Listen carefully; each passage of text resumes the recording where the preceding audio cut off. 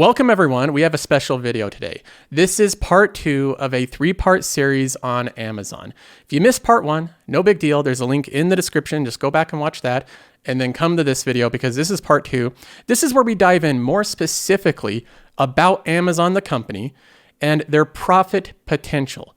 Basically, the way that investors look at Amazon right now is a company that has AWS, their web services, which is highly profitable, and then the marketplace, which isn't profitable at all because their operating profits from the marketplace have been either zero or negative. So a lot of investors look at Amazon as not being a great business because the marketplace is unprofitable.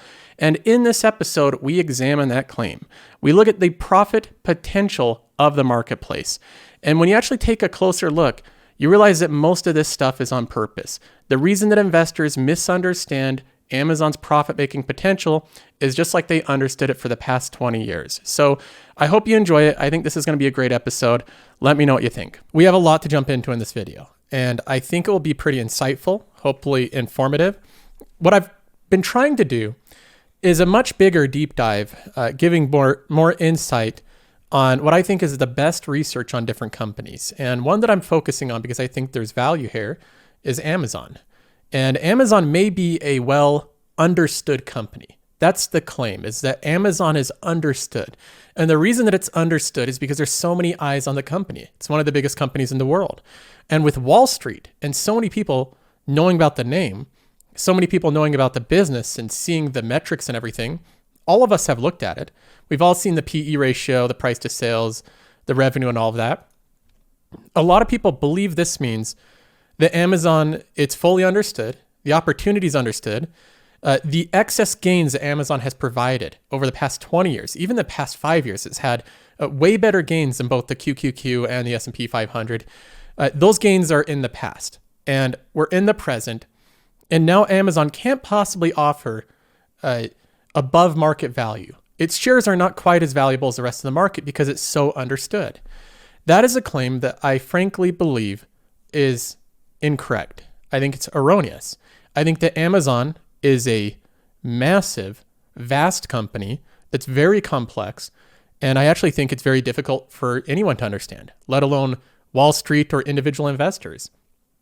I think because of many of the reasons outlined in part 1, because of the incentive structures of different funds and hedge funds and different investors trying to get money out of the indexes, not as much money goes into big tech as should be allocated to it.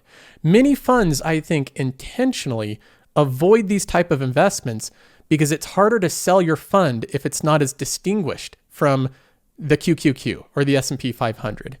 So there's lots of reasons why Amazon may be undervalued that we outlined in the first video. In this video, I want to do a deep dive into the actual business. The last one, we didn't talk about the business. This one, we're going to talk about Amazon's business and how it's so misunderstood. And because Amazon is such a vast, complex company, we're not going to cover the whole business in this one episode. We're going to have more of them. But this one's going to be focused on an overview of what has made this company so difficult to value going back 20 years, what continues to make it difficult to value it, and specifically the retail portion of the business. So we're not going to be looking at the AWS business in this part. We're going to be looking at the retail portion. Just to get a quick overview of where Amazon stands right now, it is a $1.5 trillion business. That's the market cap. It has a 52 forward PE ratio based on Wall Street's estimates of its future earnings. Amazon, on paper, does many of the things that a company should do if it does not want to attract capital. All right? There's things that you can do to make your business very easy to invest in. It attracts a lot of capital. It makes it so that more and more investors want to invest in the company. And again, I'm just highlighting some things from the previous, the part 1 on this.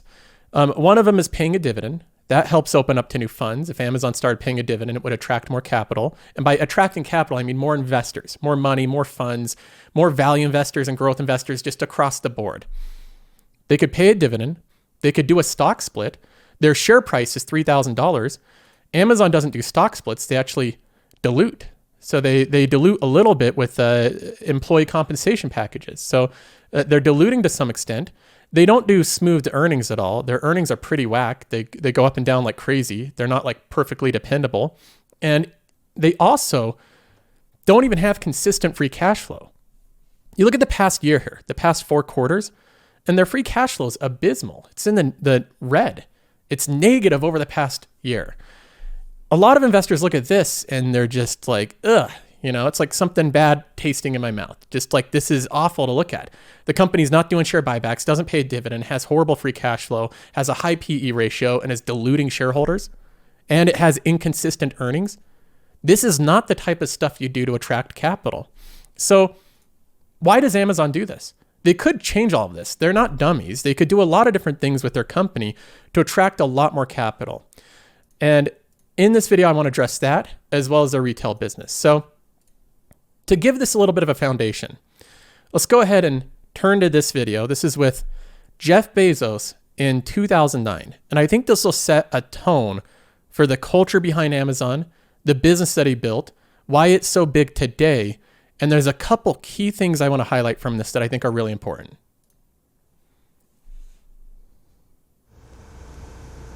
Hello, my name is Jeff Bezos. I started Amazon.com about 15 years ago. Again, this was in 2009. Tons of stories from the early days. We started the company in my house. We didn't have enough electric power in the house at a certain point. We only had about 4 employees then, but we already had enough computers and computer servers that we had to string these big orange electric extension cords from every room in the house to get enough power into the room where the office was. So we were basically, all the circuit breakers were flipping. We couldn't plug a vacuum cleaner in anywhere without flipping all the circuit breakers. So we finally had to move to a real office. When we launched the store, we made a very early mistake. It's one of my favorite software bugs of all time. We found that customers could order a negative quantity of books, and we would credit their credit card with the price, and I assume wait around for them to ship us the books. We fixed that one. It's fixed, and we've made a bunch of other mistakes over time, but we've learned a lot. My whole body is covered in scar tissue.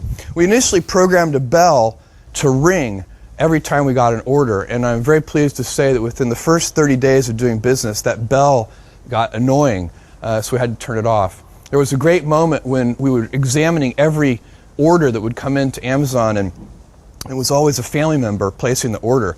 And the first order that we got from a stranger, I remember, there were probably half a dozen or 10 of us in the company at that time. We're all gathered around after the bell rang and looking at the order, and we're like, is that your mom? That's not my mom.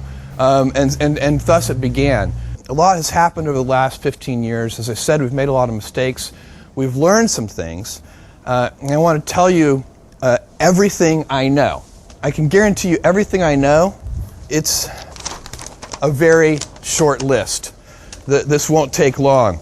And it's complete too. All right, well, the first thing I know is that you need to obsess over customers. I can tell you that we have been doing this from the very beginning, and it's the only reason that Amazon.com exists today in any form. Obsession over customers is something very apparent with Amazon. Now, I've heard rumors, I haven't verified whether or not this is true, but I've heard rumors that where Bezos learned this from was a lot of the stuff that happened with Costco. He observed some of the culture there and the things that made it very successful. I don't know if that's true, but that's something that I've heard. But either way, it mimics the same attitude you see in the absolute best companies. The ones that really have customer loyalty is an obsession over customers. And it's very clear that Amazon still has that attitude today. Their customer service is so good. They will return almost anything. They'll do anything you want. It almost seems like, I have to normal customer services, to get them to do what you want, you have to be kind of argumentative and pushy. Theirs, it's like, all right, you don't need to go that far. You don't need to refund the entire item because one little thing's wrong with it or something like that. Amazon has enormously high lifetime value of their customers, how long they stick with the company, and recurring revenue and ordering. And that lifetime value is so valuable partly because it's a consequence from the obsession of customers. We've always put customers first. When given the choice of obsessing over competitors or obsessing over customers, we always obsess over customers. We pay attention to what our competitors do, but it's not where we put our energy. It's not where we get our motivation from. We really like to start with customers and work backwards. And again, that is the key thing that I know, and it covers a lot of other mistakes. If you're truly obsessed over customers, it'll cover a lot of errors. The second thing I know is invent. It's really important to invent. Anytime we have a problem, we never accept either or thinking. We try to figure out a solution that gets both things.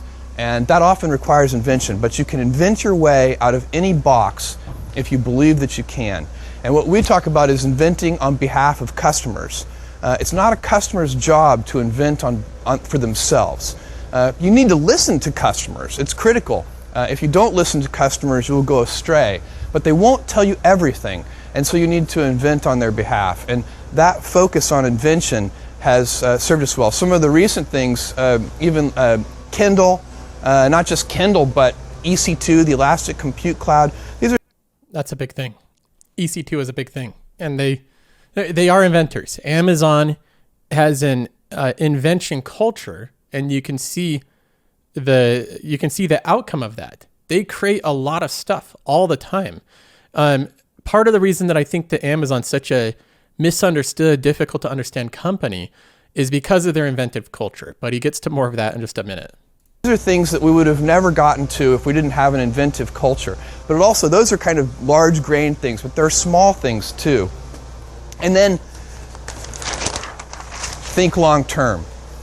This is really critical.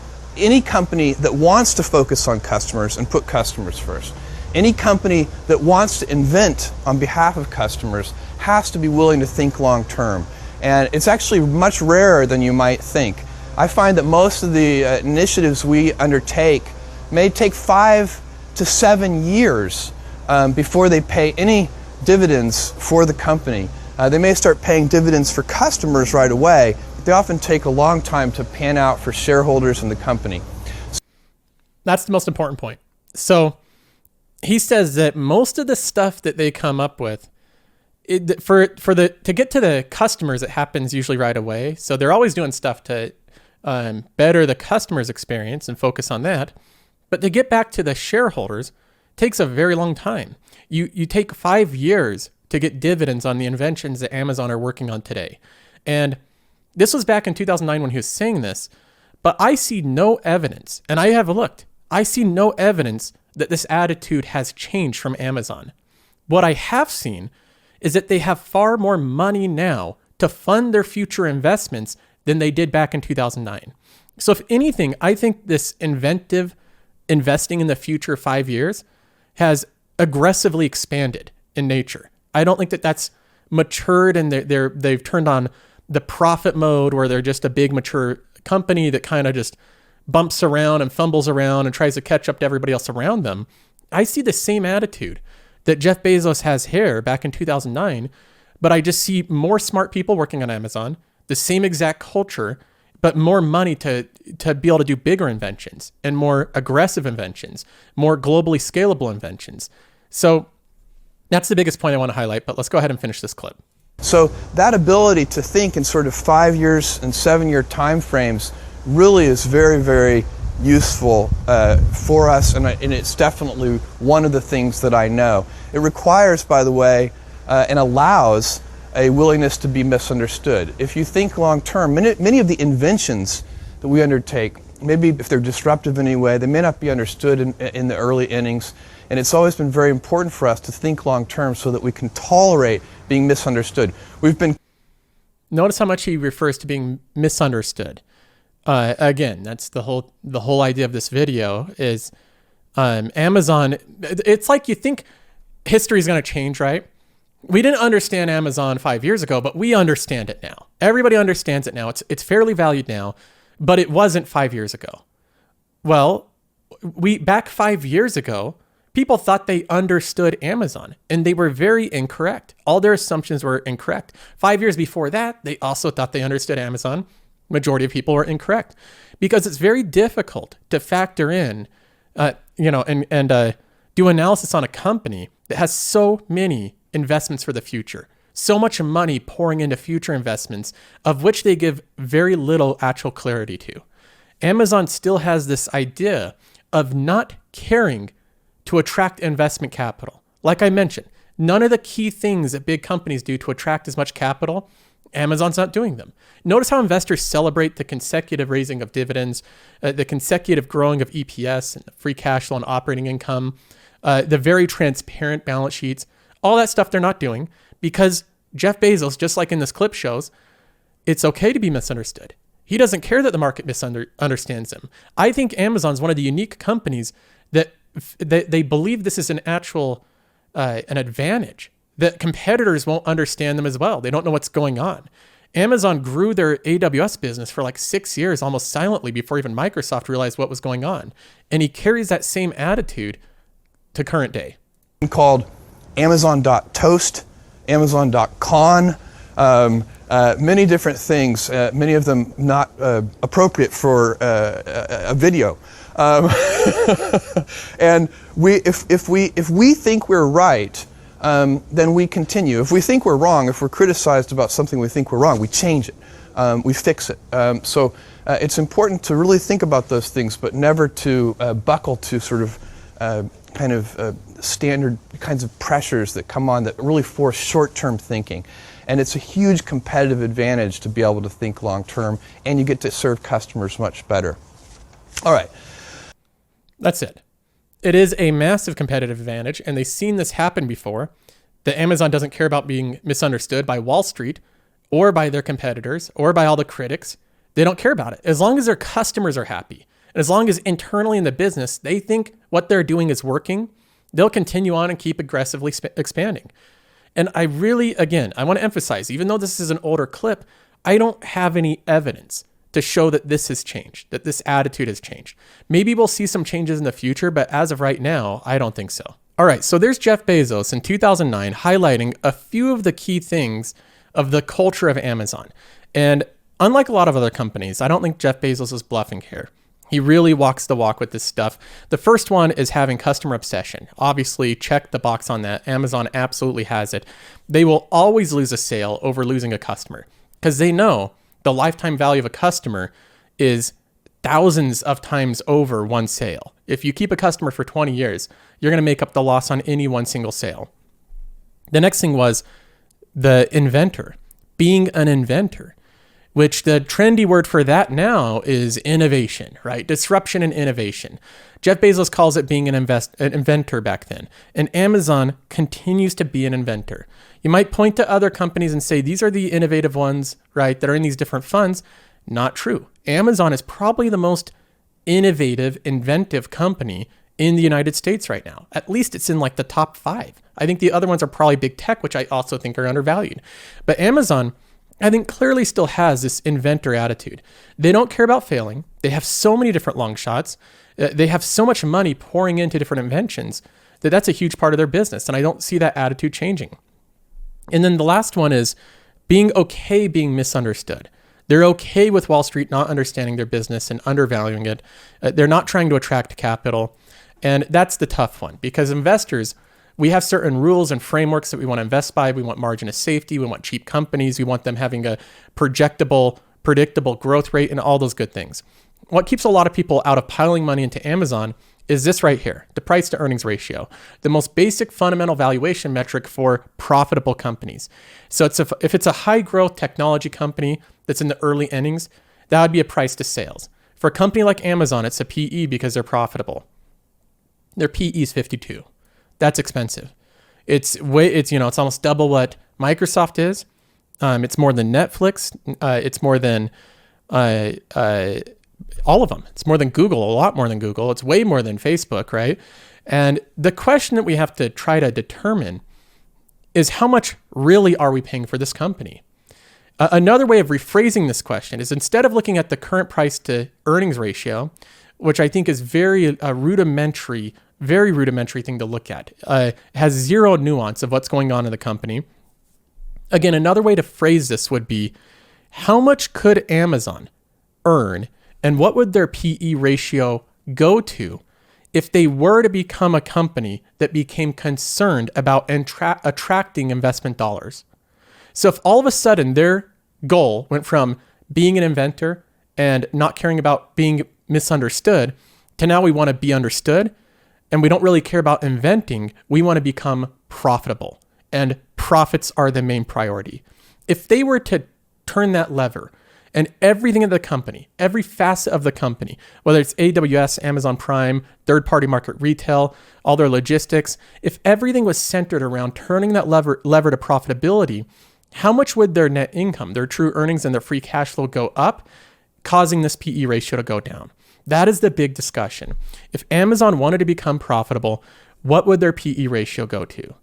The argument that I would make, and one that I'm going to go over, is the mechanics behind what Amazon could do to bring down this PE ratio and become not only not one of the most expensive companies in the market at a 52 PE ratio, but the argument basically here is that if they did do those things, if they all of a sudden wanted to attract capital, if they started doing share buybacks, paying a dividend, not investing so heavily in different long shots and just wanted to become profitable, I think they'd actually become one of the cheapest companies in the market. And that's the argument that we're going to go over now. So let's go ahead and examine some of the ways that Amazon could do this. We're going to be again referencing these tweets from Nayut. He is an investor in Amazon, a long time one. And I think he has a pretty good in-depth understanding of the company, not only the historical basis of it, but where it sits currently. He says, understanding the true earning potential on the retail side of Amazon. So this is the non-AWS business. Let's go ahead and jump in. Customer acquisition cost. That's CAC, customer acquisition cost. Because each of Amazon's customer has a very high lifetime value, Amazon spends aggressively on acquiring them through ads, ahead of the curve infrastructure investments and content spend. So the more valuable the lifetime value is of a customer, the more leeway it gives you to spend a lot of money to acquire that customer. The reason that like financial firms and insurance companies spend so aggressively on advertisement is because they have a high lifetime value of a customer. Customers stick with them for a long time. Amazon's lifetime value of a customer is it's through the roof, through the sky, up in the stratosphere. It's like nothing we've seen with different companies. Their lifetime value of customers just goes up and up and up because you get in this Amazon ecosystem. And it's almost like apples, where all of a sudden you're doing Amazon Photos and you're doing the Amazon Retail and you're looking at Prime Videos and you're renting movies from them and you're renting Showtime on Amazon Prime and you're hosting your website. You know, everything kind of mixes into this big ecosystem. That gives them leverage to be able to spend a lot to acquire a customer because they know once you're in the Amazon rabbit hole, you're going to stay there for a long time. He says, this is similar to many good software companies showing large losses as they spend a lot on customer acquisition for high lifetime value customers. That's true. Another example I would put that spends a ton of money on customer acquisition is like Salesforce. They have to sell their service. They have to spend a lot of money, so their marketing expenses are very high. Or a new company like Monday.com, another SaaS company that has to spend a lot of money. They actually spend more on marketing than they have in revenue. So Amazon has this high lifetime value customer acquisition, but he says in Amazon's case, the dollar retention is more like 1,000% plus over the long period as it sells customers on more products and services. So other companies like Salesforce or Monday.com or Cloudflare or whatever it is, name off a different SaaS company, Twilio, they have to spend a lot of money to gain a customer, but then the amount of stuff they can sell that customer is limited. It's finite. Amazon can spend unlimited amounts of money to gain a customer because the amount of stuff they can sell them once they then have them is virtually unlimited. That's the difference between Amazon and a lot of other companies. If we assess Amazon's profitability by region, this is where it gets really interesting. We'll likely see good margins in more mature U.S. coastal states like the UK and losses in many parts of the South, Midwest, and most other countries it operates in. So if you broke down their margins by country, it would make sense that in the United States and the UK, you'd see it be profitable in other places you wouldn't. For example, Amazon's India operating margins is negative 29%. I wasn't aware of this. Amazon's operating margins in India are negative 29%. Doesn't sound great. As these areas mature, they will look increasingly like US coastal states. As more areas change from margin drain to margin contributor, the overall margin will likely improve significantly. So Amazon's, again, since these are like 5-10 year investments, they're okay losing money, negative margin, and taking the hit on new areas like India, where it's a growing economy. They're going to want online retail eventually, but right now they don't have a big enough economy to support all of it. Eventually that will become a profit driver, not a loser. First party and third party. This is the marketplace. First party, we can separate first party products into two categories. First party means this is the stuff that Amazon sells. A, products that Amazon subsidizes and few third party sellers want to sell because of poor economics. B, reasonably differentiated products that require Amazon's bargaining power to force down prices. So those are most of the things that Amazon sells on a first party basis. The margin on B isn't high, and Amazon likely loses money on A. So why would Amazon sell these first party products, ones that they're subsidizing or they have very low margins on? He explains why. Regardless, Amazon offers them in order to, one, provide a complete selection for the products to ensure that customers start their product search on Amazon.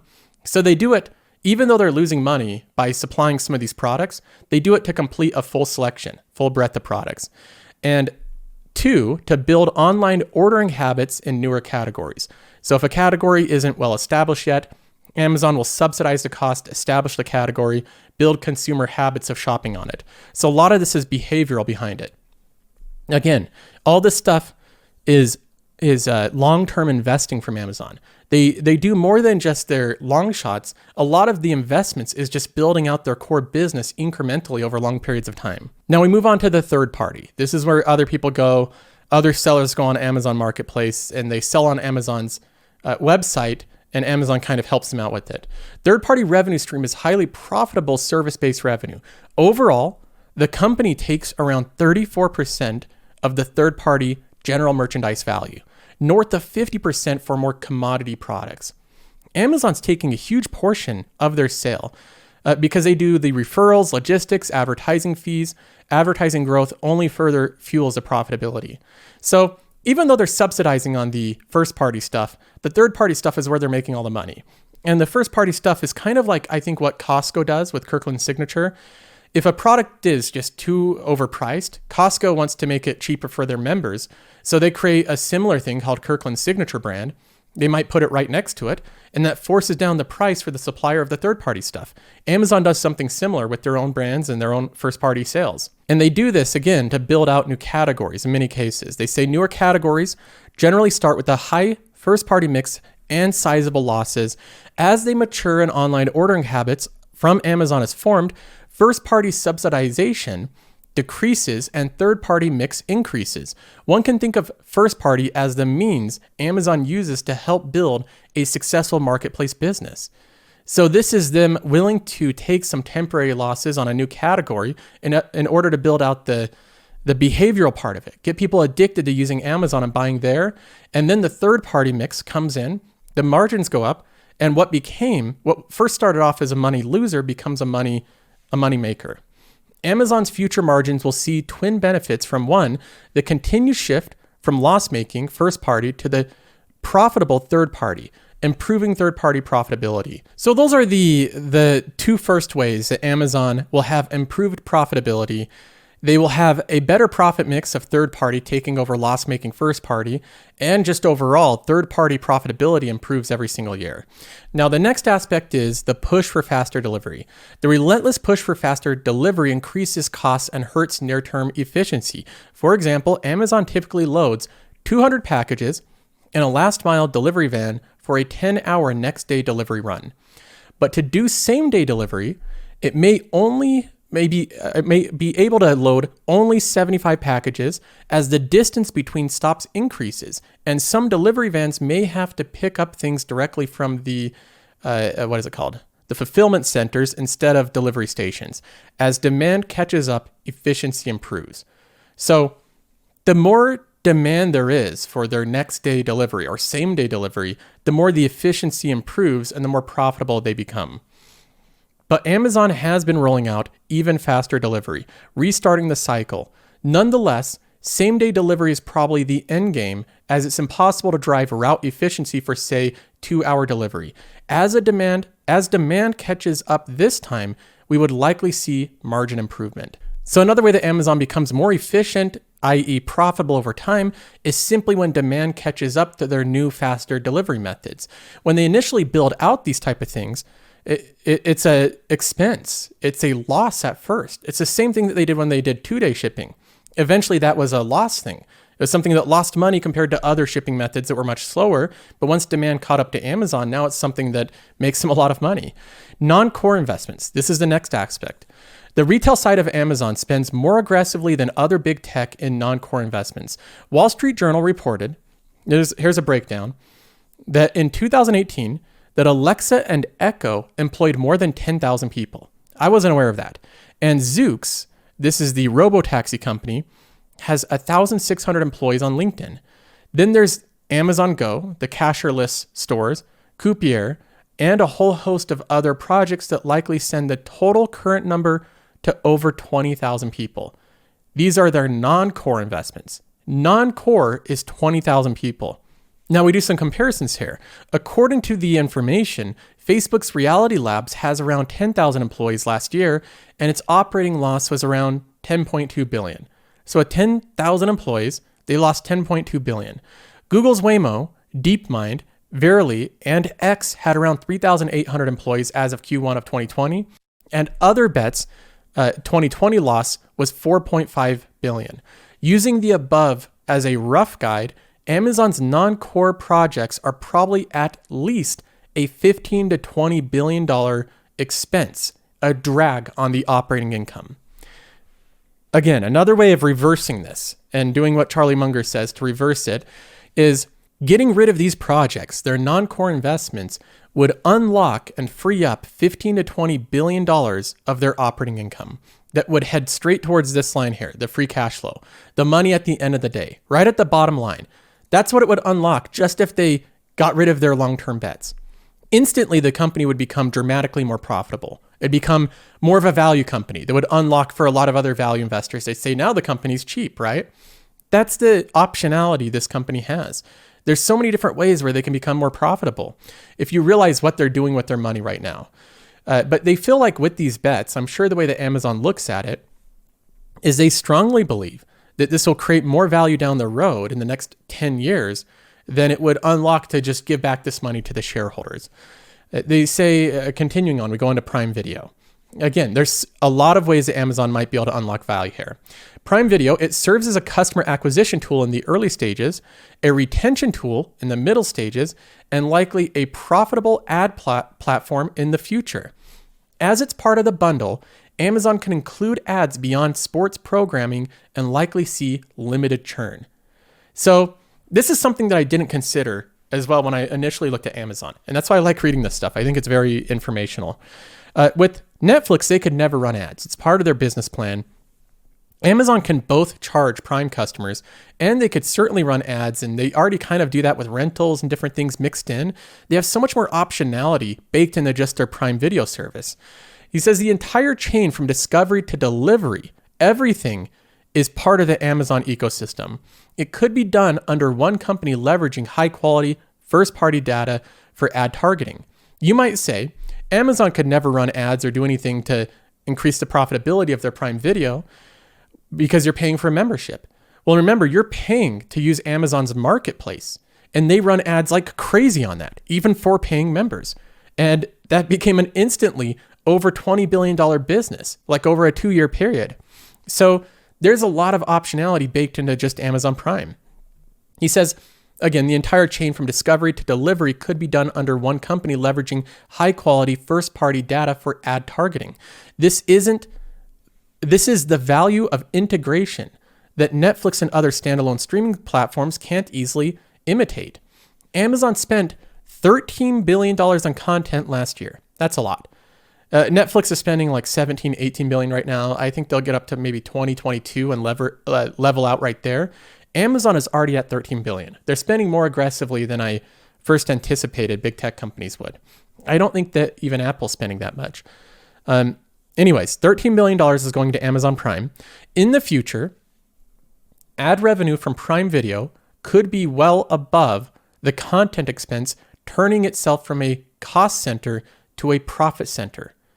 So $20 billion is spent on other bets. If they cancel that, they'd have instantly become $20 billion, $15, $20 billion more profitable of a company overnight. If they just scrapped all their other bets, got rid of that, only focused on their core business, $20 billion a year more profitable on their bottom line. Another thing is $13 billion in content spend, which is just money sunken cost right now, right? This is an investment for the future. But he's saying that this very well will become a profit center in the future. And again, they have a lot of optionality with this. I agree with him here. I think that Amazon Prime really will become a profit center in the future. The economics of streaming don't look great right now, but I for a long time believe that the economics of streaming will get better and better. And it seems like Amazon has a little bit more leverage in different ways. Long-term margin. The current profitability is comically low compared to what it could be in the future due to heavy investments.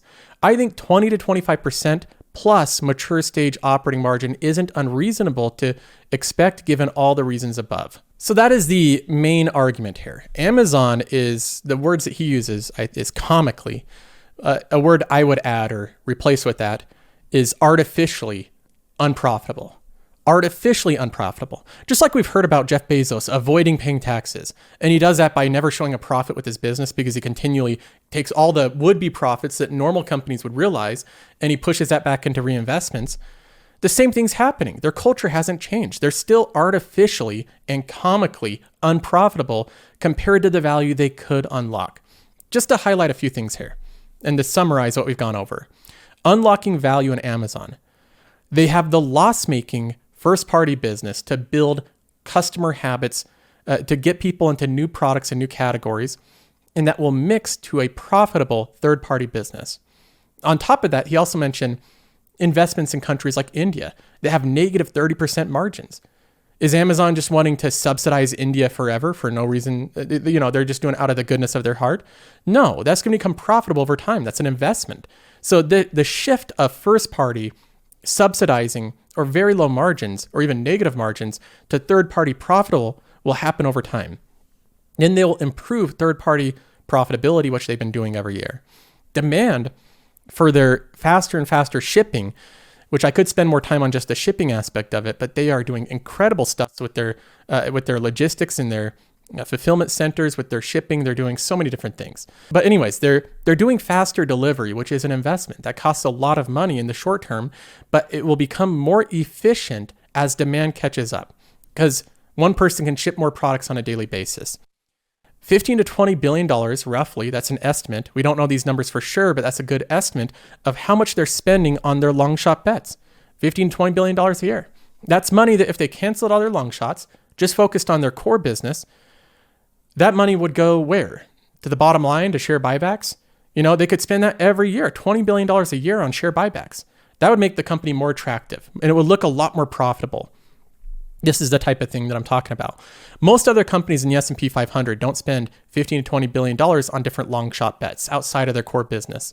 Then you have $13 billion, another sizable chunk of change spent on Amazon Prime Video. That's more than I originally realized when I'm looking at the competitors to Netflix. Big tech is obviously, they're kind of competitors, not really, but they're one of the few companies that can spend a ton of money on content. It's basically like Disney. That's their whole business. They spend a ton on content, even more than Amazon. Netflix spends like $17, $18 billion. But then Apple spends a lot of money, but I don't think Apple's spending even as close to Amazon. Prime Video is not going to be a money loser for forever. Amazon doesn't want these aspects of their company to be unprofitable forever. So eventually they will monetize their Prime service when they have you so hooked because they have so many series that you literally can't go anywhere else to get, like the Lord of the Rings series. Everybody's going to watch it. You might not like it, whatever. It'll have its criticisms, but you're going to watch it. Are you going to just avoid watching the Lord of the Rings, right? Amazon's going to buy all these key series. They're going to buy sports packages They're going to integrate it with cheap rentals and stuff. Then they're going to mix in advertisements, and that will become profitable over time. This is just sunk money right now. It is a way of building retention on their service. But this is just a couple of the ways, a few of the ways on just the retail side of their business that you can unlock value in Amazon. Now, I don't have some complex calculator to try to figure out how much this would shift the profitability of Amazon if they were to go into profit mode, scrap all these kind of investments and just become profitable. And I don't know what that would be. I can't say with any level of certainty exactly what that would bring the PE ratio. What I do assume, and I'm on this side, I think it would make Amazon look incredibly cheap compared to where it looks like right now. I think if all that money and all those investments were really aggressively turned into just profit mode, it would throw so much cash flow to the free cash flow line. The operating margins would go up so much on the business that investors that are more conservative and want those more, the companies that don't really invest heavily, they would pile into this company because on paper it would become cheap. That's the side that I'm on. Now, I realize I could be wrong. Maybe Amazon could never really become profitable. Maybe all these ways don't save quite as much money as we think, right? Maybe they can't increase the profitability as much, or maybe they're not spending that much on the long shots based off the estimates. Maybe they can't monetize Prime Video. Maybe this stuff wouldn't work out, and I could be wrong. So I always have to give that disclaimer. But I think, in my opinion, Amazon's profitability is comically low. And I think that it's artificially low. I think the company's much more profitable, or could be much more profitable very easy if that was their goal. I think they're a company that's still inventive. I think they're a company that doesn't care about attracting capital. And in my opinion, over the next 10 years, when I look at different companies, I'm doing analysis and assessment on so many different options, on Salesforce and Twilio and DoorDash and Atlassian and all these different companies. When I look at Amazon in depth, and I really, really try to be open-minded and observe the bear case, and I've read extensive bear cases on Amazon, I've compared them to the bull case, I think the chance of permanent capital loss over the next 10 years, which is my definition of risk. Risk is when you, not just a little volatility, but when you realize permanent loss. When the stock goes down 60%, you know it's never going to go back up. The company's beyond repair. And you have to realize losses at some point. I think the chance of that happening with Amazon, the stock price could drop, could go down 50%. That could happen, but it never going back up in the next 10 years, I think is minimal. Minimal. That's the way I would describe it. Could happen. Amazon could get disrupted. The future's unknown, but I think the chance of permanent capital loss is minimal. I think the chance of an unknowable high, the amount that it can go up is a lot more volatile on the top side. It could go up a lot further than people think or believe. These long shot bets, there's many of them. The margin improvement, the expansion, the type of infrastructure as a service, I think there's so many different ways they can make a lot of money. And I think the next thing we're going to talk about in the next part of this series is AWS. And I think that AWS is the ultimate margin of safety for Amazon. As in, over the next 10 years, even if the retail side of the business was suddenly to get disrupted, I think the AWS business alone, if it continues to grow as its future prospects imply, would still make it so you don't lose money on Amazon over the next 10 years. So I think AWS is the ultimate margin of safety. The retail side has a ton of upside as well. So I just see the risk reward of Amazon right now based just off the retail side as completely skewed to the upside, minimal chance of permanent capital loss, variable chance of high upside, and at least decent upside. Market matching upside, I think at a minimum, but very high upside. Again, I could be wrong. That's my thoughts so far. The next part is going to be centered on AWS. So that will be an exciting one to talk about. Well, that's it. That wraps up part 2. That is the marketplace of Amazon. Part 3 is coming out next Friday. And as always, if you want to jump in line, you can join the Patreon and it's available right there. But if not, it'll be out next Friday and I'll see you then.